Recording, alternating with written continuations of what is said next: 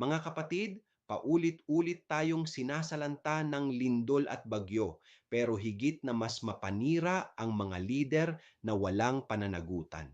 Ang kalikasan ay gumagalaw ayon sa likas na batas ng Diyos, pero ang kawalang malasakit ng tao ay kagagawan ng kasalanan.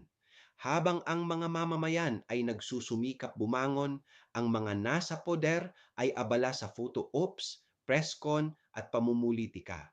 May pera sa relief, may pangalan sa TARP, pero walang direksyon sa pagtulong.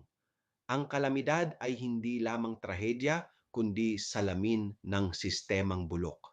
Hindi tayo dapat masanay sa dasal at awa lang, kailangan ng hustisya at pananagutan. Sapagkat ang pananampalatayang totoo ay hindi tahimik sa gitna ng pagkawasak, kundi kumikilos upang magtayo muli ng lipunang makatao.